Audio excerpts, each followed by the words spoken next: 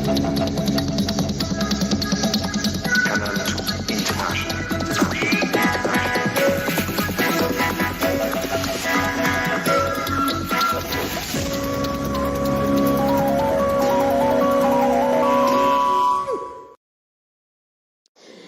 evening, ladies and gentlemen. Welcome to this edition of Prime Time Newscast in the English language on Canal de International. I'm called Maureen. It's exactly 6:15 at Top Stories.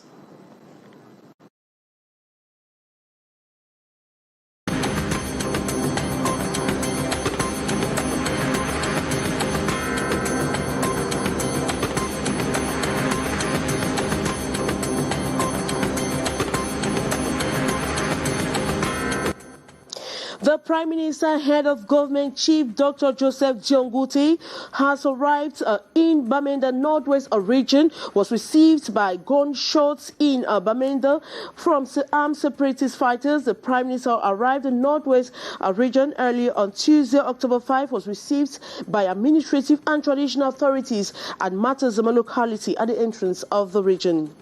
And today, Tuesday, October 5, 2021, is celebrated as World Teachers Day, the day to give attention to teachers who make enormous sacrifices to build society and the world at large. The day was marked by conference. And the divisional officer for Yaoundé 1, who doubles like the president of the Yaoundé cattle market, has sent warning signals to illegal butchers who smuggle in cows and escape veterinary checks. Those were major stories. Details right ahead.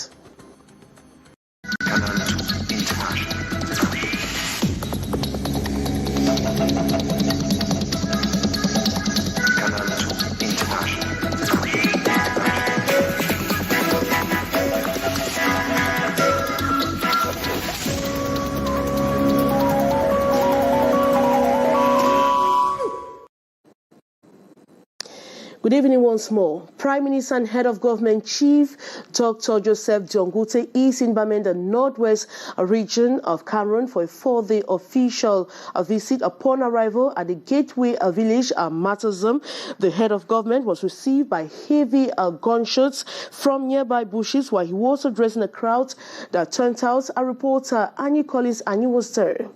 He reports.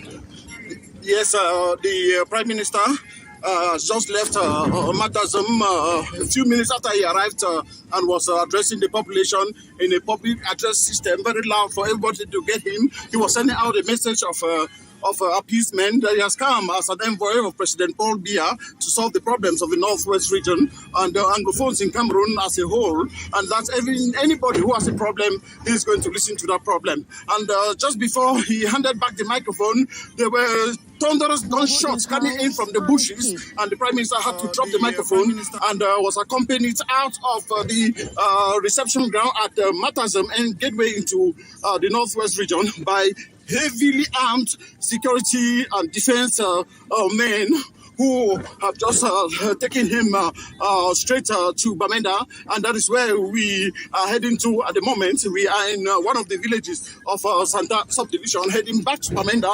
The Prime Minister ended prematurely at the reception ground at the Matazam. So this is Annie Collins for Canal de International in Santa Matazam.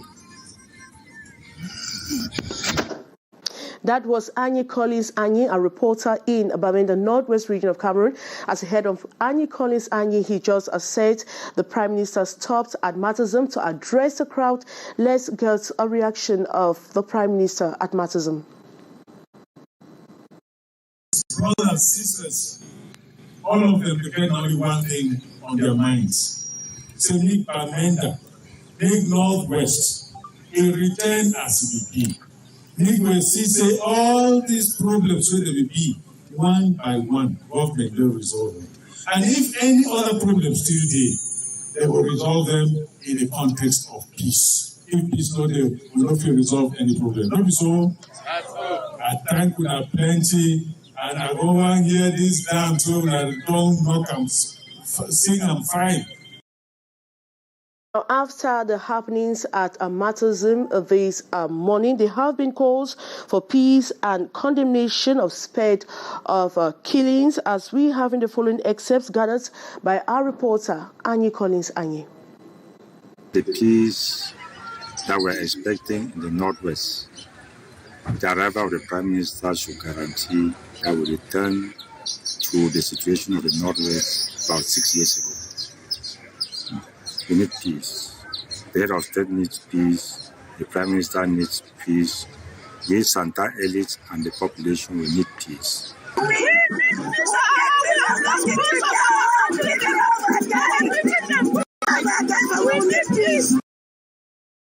Now, Chief Dr. Joseph Diongute will spend a week in the region where he is set to meet with delegations from various regions to discuss on the implementations of recommendations of the measured national dialogue. The Prime Minister's visit to Bamenda comes just about 2 weeks after he was in Boya to meet the population to discuss on the implementation of recommendations of the measured national dialogue. So we'll come back to that in our subsequent editions of the news.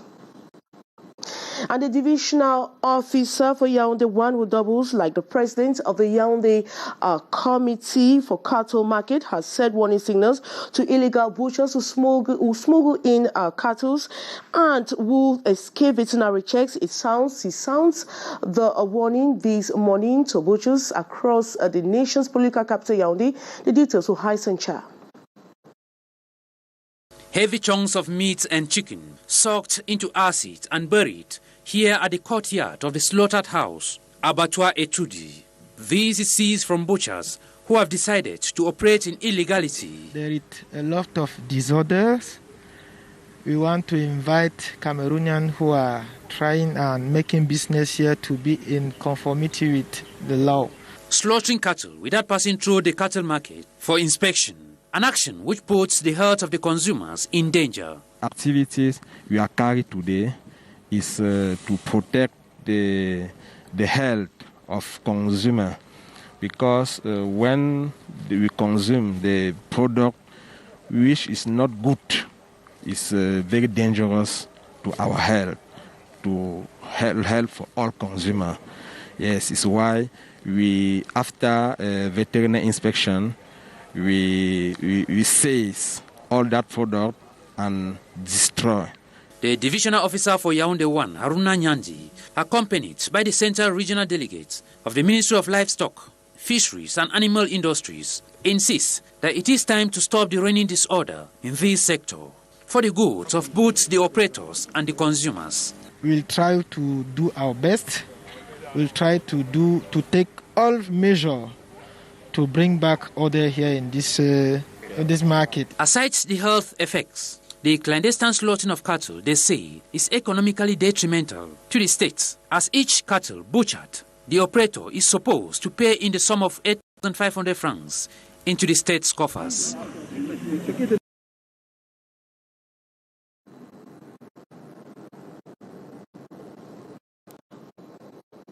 And teachers were out on the streets of Cameroon today to commemorate World Teachers Day this October 5, 2021 day. For many, to re-echo the need for teachers to have professional consciousness as models of young Cameroonians. A student journalist has been talking with some teachers in the nation's political capital, Yaoundé. Her story.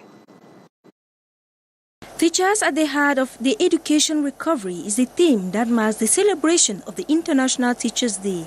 Being a role model with a noble profession makes the happiness of some teachers on this special day. As a teacher, you are the model, because the children look up to you for whatsoever thing you are telling them. They prove that you are right.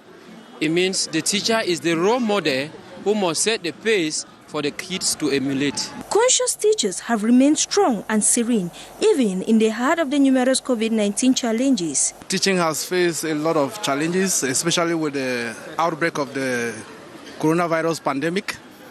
And then I think the teacher is a major actor who can try to make sure that the education of the children is actually effective. The difficulties in the teaching field are quite enormous for sure, but the real nation builders must understand that it is just a matter of sacrifice and the work unmeasurable others call out. We should not only think about the salaries, because what we should know is that it's only God that can reward us as teachers. No human being can reward us.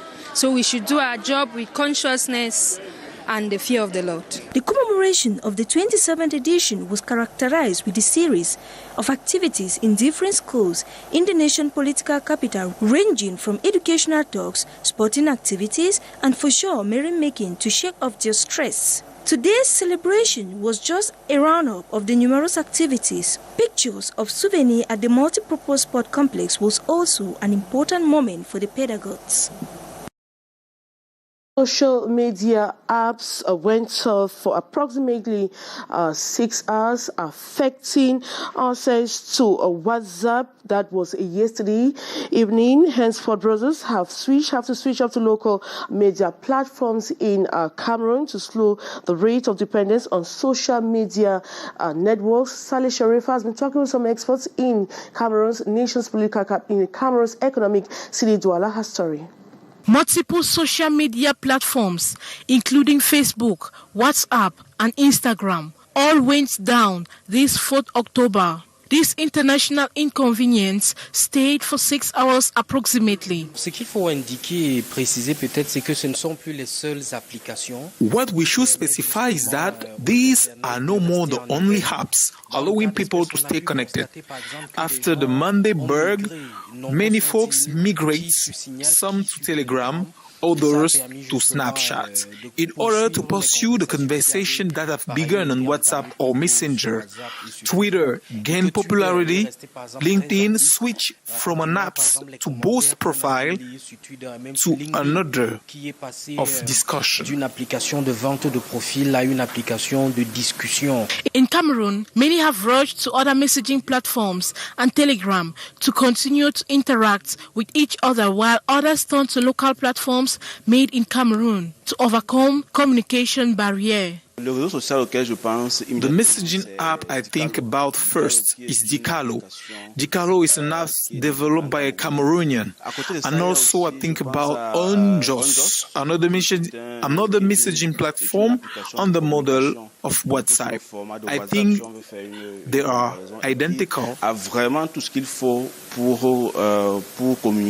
Another way around the fight against independence on social network, highly recommended by the specialists in new information and communication technology. The best dependence we should develop is to rationalize the time of using those apps, which means that we should not be addictive to messaging platform. This fight against addiction to social network also involves reading related books of internet.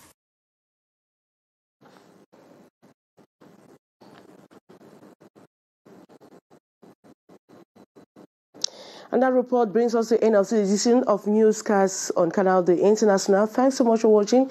But don't go away, we'll have news in the French language coming up at exactly 7:50. This is Nava Senkan with Eme Kati Mukori. Coming up next is the brief with Liu Peugeot. As for me, I'll be back tomorrow for another edition. Good night.